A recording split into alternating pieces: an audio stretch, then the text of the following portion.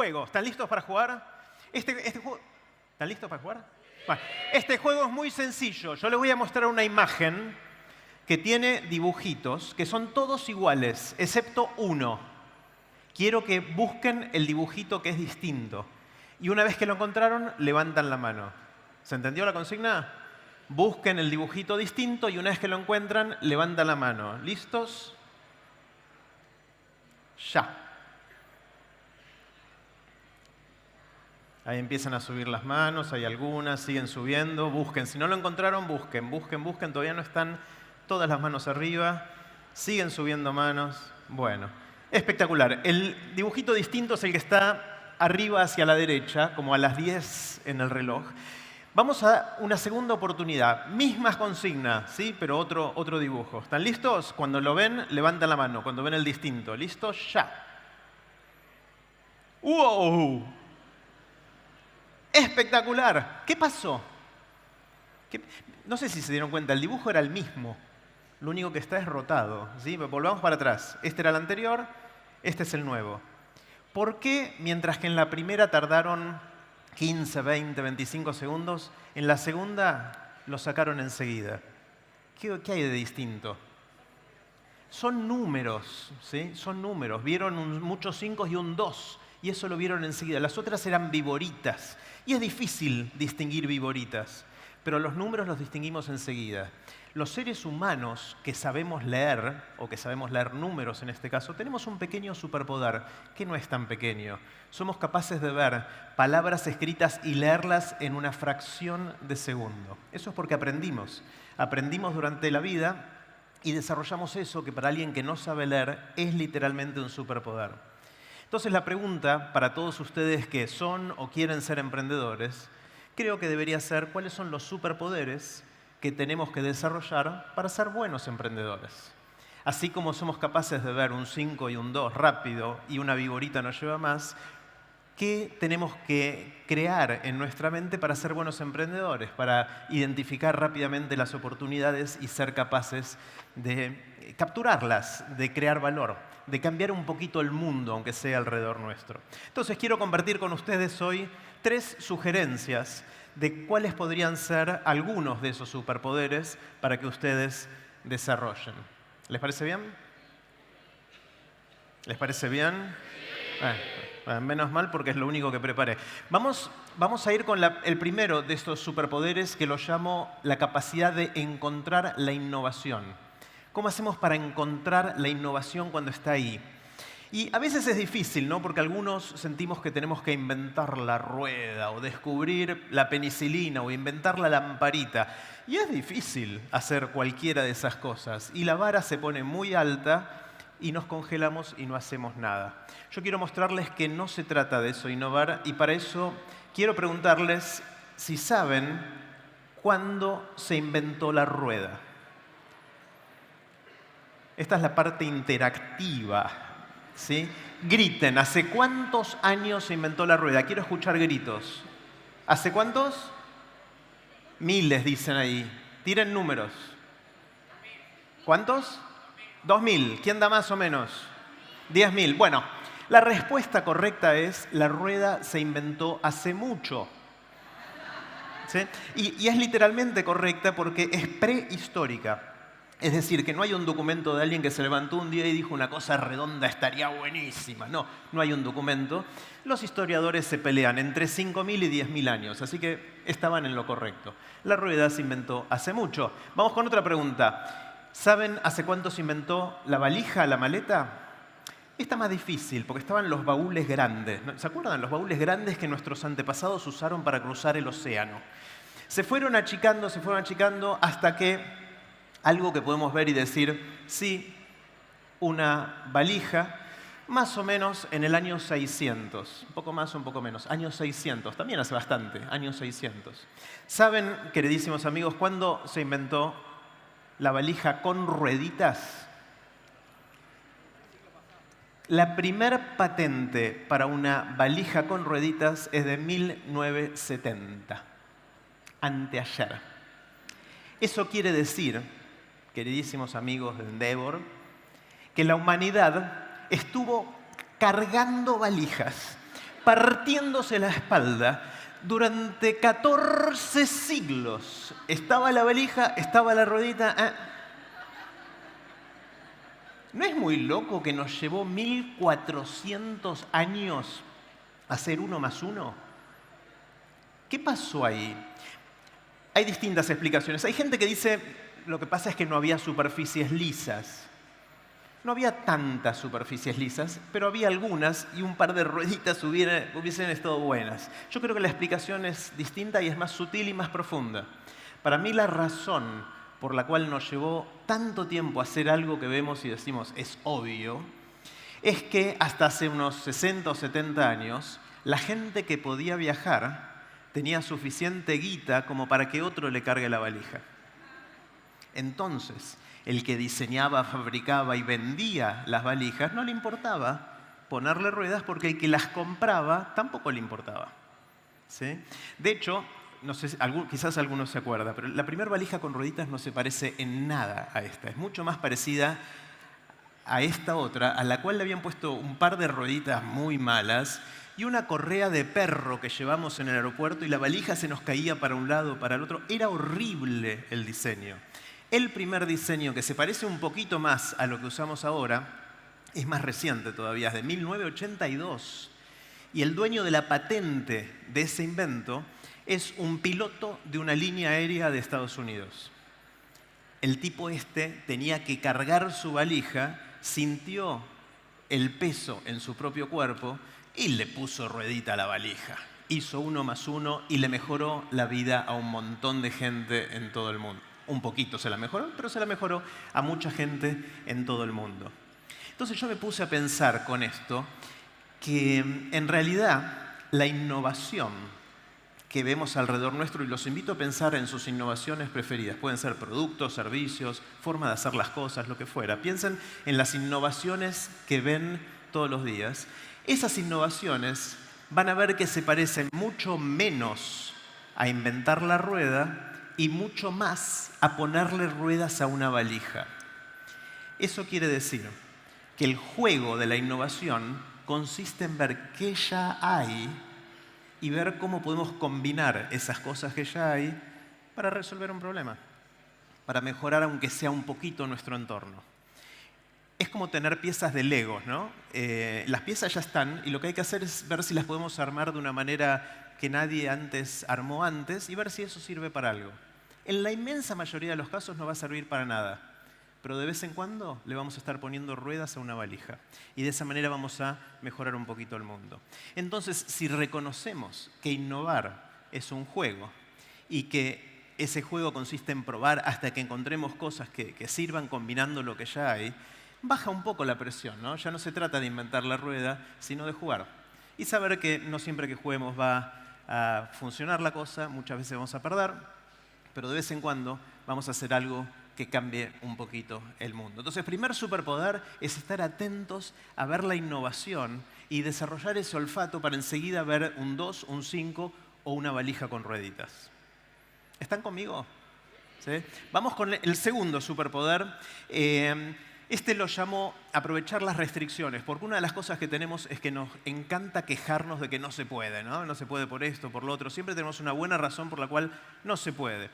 Para ver si podemos crear un superpoder con esto, le quiero contar la historia de este señor. Se llama Phil Hansen. Phil es un artista espectacular, es de Estados Unidos y le encanta dibujar. Dibuja con una técnica bastante conocida y bastante antigua que se llama el puntillismo. ¿Oyeron hablar del puntillismo? Es hacer dibujos haciendo puntitos. Dibujos que si uno los mira con una lupa, ve algo así. Pero si tomamos distancia, podemos ver cosas como estas. Es una técnica de los impresionistas, ya lo usaron, es bastante antigua. Pero Phil la perfeccionó al punto tal que era considerado el puntillista moderno. Él publicaba, exponía, vendía sus obras, le iba bastante bien como artista. Hasta que un día estaba por empezar uno de estos dibujos, agarró el lápiz, iba a hacer el primer puntito y se dio cuenta que la mano le temblaba un poquito. Entonces tomó el lápiz más fuerte y la mano le empezó a temblar más. Y ahí se preocupó, porque si sos un artista puntillista y te tiembla la mano, como él decía, en vez de puntitos le salían renacuajos y no puede dibujar así. Fue a ver a un doctor, a otro, no le pudieron curar el temblor y Phil dejó de dibujar. Dejó el arte, se deprimió, estuvo tirado en su cama durante 3 años. Hasta que un amigo vino y le dijo, Phil, no te puedo ver así. Pidamos una segunda opinión, vayamos a ver a un neurólogo, alguien que te pueda curar lo que tenés. Fueron al neurólogo, lo mandó a Phil a hacer un montón de estudios, llegó con sus estudios a lo del doctor, el doctor empezó a verlos y le dijo, Phil, efectivamente, tenés una enfermedad degenerativa del sistema nervioso, no solo no sabemos cómo curarla, sino que con el tiempo se va a ir poniendo peor. Todo mal. Phil se estaba yendo del consultorio del doctor con la mala noticia y en el momento en que se está por ir, el doctor le dice, Phil, ¿por qué no abrazás tu temblor? Y Phil, que estaba perturbado por la mala noticia, mucha atención no prestó. Pero esa frase, Phil, ¿por qué no abrazás el temblor?, le quedó dando vueltas por la cabeza. Llegó a su casa y dijo, ¿qué habrá querido decir el doctor con eso de abrazar el temblor? ¿Será que puedo dibujar temblando? Y agarró un lápiz negro que tenía en la casa y empezó a probar. No sé si ustedes probaron alguna vez, pero si uno trata de dibujar y te tiembla la mano, lo que salen son estos garabatos que hacíamos en el jardín de infantes. Pero si sos Phil, si sos talentoso, probás y le dedicás tiempo, podés hacer cosas maravillosas. Este no es el primer dibujo que hizo Phil temblando, pero después de un tiempito logró desarrollar esta técnica que podía dibujar con la mano temblorosa. Salió de la depresión, estaba contento, empezó a dibujar, le empezó a ir bien.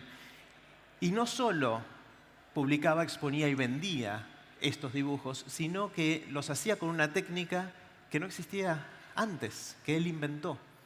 Mientras que antes estaba copiando a los impresionistas, ahora había desarrollado su propia técnica, aprovechando la propia limitación que él tenía de la mano temblorosa. Estaba feliz, contento, empezó a ganar plata con esto y se compró todos los insumos que siempre, insumos artísticos, ¿no?, que siempre había soñado tener. Y pasaron unos meses y estaba por empezar una de estas obras de arte, hoja en blanco, y no se le ocurrió qué hacer. Típico terror de la hoja en blanco, que es muy común en muchos artistas. Y pensó, pasó un minuto, pasó una hora, un día, una semana, un mes, y la hoja seguía en blanco y dijo, ya sé, lo que tengo que hacer es lo mismo que lo de la vez pasada. Veamos si tengo otras restricciones y si las puedo usar a mi favor para abrir un nuevo camino creativo. Hizo introspección, buscando esas restricciones, y después de un tiempo llegó a la conclusión de que más allá del temblor en la mano, no tenía ninguna otra restricción importante. Ahí tuvo lo que es para mí una idea brillante. Phil dijo, si no tengo restricciones, ¿por qué no me las invento? Y empezó a sistemáticamente inventarse restricciones que no tenía de verdad para ver si le abrían justamente un nuevo camino creativo. Les cuento algunas de las restricciones que probó Phil. Tuve la suerte de conocerlo en uno de los eventos de TED. Me contó las 50 cosas que probó. Es fanático de esto ahora, pero les cuento un par. Una vez dijo, ¿qué pasa si mi próxima obra de arte de insumos no puede usar más de $1? Es decir, sería una restricción presupuestaria. No sé si alguna vez escucharon el término. Restricción presupuestaria. Phil vive enfrente de un local de Starbucks.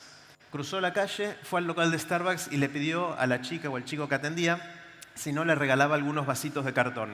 No sé ustedes, a mí no me regalan nada en Starbucks, pero él parece que lo logró. Le regalaron 50 vasitos de cartón. Cruzó, llegó a su casa, los apiló de esta manera y tenía un lápiz negro en su casa que le había costado 85 centavos de dólar y la restricción presupuestaria era de $1, así que estaba dentro de su presupuesto y con esas cosas hizo esto. Es bueno, Phil, ¿no? Sí. Este es un dibujo que a mí me gusta mucho, pero es un dibujo que es especialmente potente sobre este sustrato. Este mismo dibujo sobre una hoja en blanco está bien, es un buen dibujo, pero no es nada memorable. Sobre este sustrato tiene una carga conceptual importante. Y ahí Phil recordó una discusión antiquísima en el mundo del arte sobre el fondo y la figura, el sustrato y la obra, y se dio cuenta que esta tensión que hay no estaba explotada al máximo en el mundo del arte en el sentido de crear obras que se caen conceptualmente, dejan de funcionar si estas dos partes de la obra no conversan a la perfección.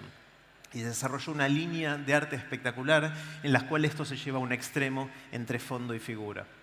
Después, otra restricción, esta es mi favorita, dijo, ¿qué pasa si mi próxima obra de arte la tengo que hacer solamente con un alfiler y una banana? No sé, cosas de artista, no sé cómo se le ocurrió, pero resulta que si uno tiene una banana con la cáscara y la pincha con el alfiler, ahí donde pincha se oxida un poquitito y cambia el color, se oscurece. Entonces uno con una banana y un alfiler puede tatuar la banana.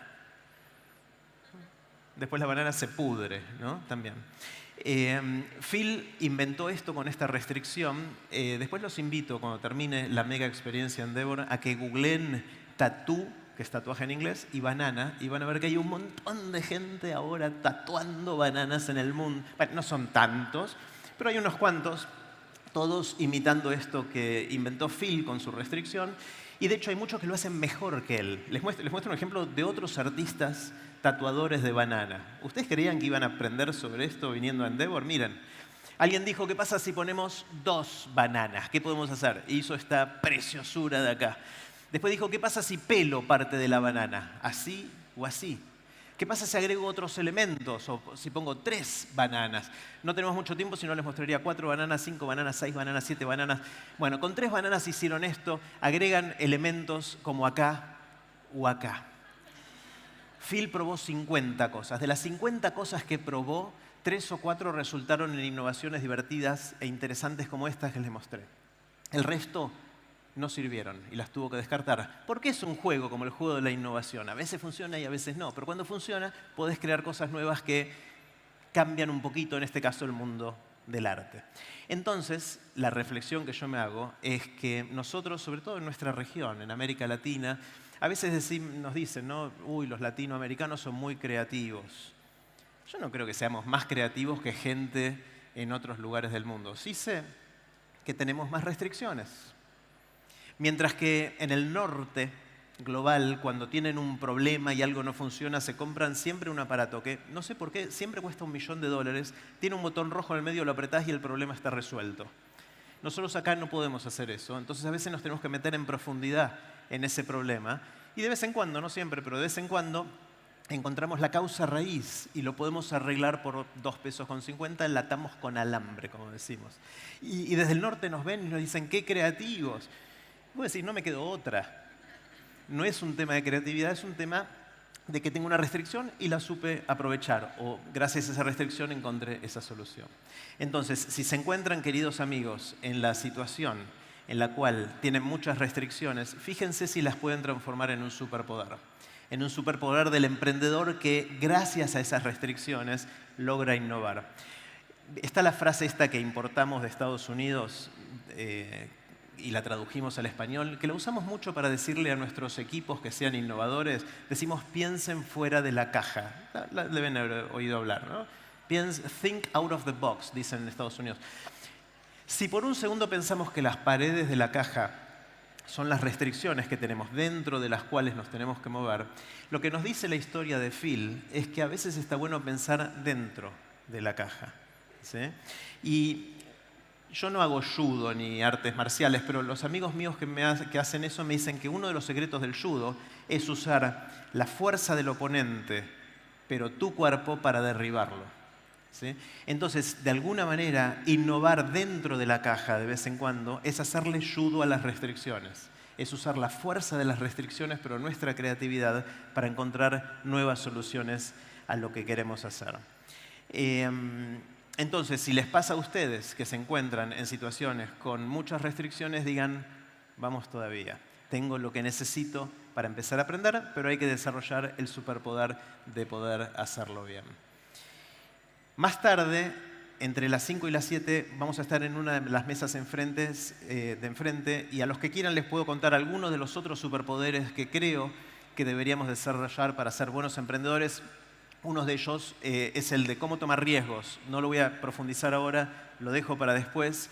Y lo que siento es que si ustedes están en la etapa de la idea o están etapa de ya tener un emprendimiento, lo que deberían, creo, humildemente, querer hacer es desarrollar ese superpoder de cuando hay un 5 o un 2, verlos enseguida y no demorarse mucho tiempo para ojalá poder tener impacto, crear valor y cambiar un poquitito el mundo. Muchas gracias.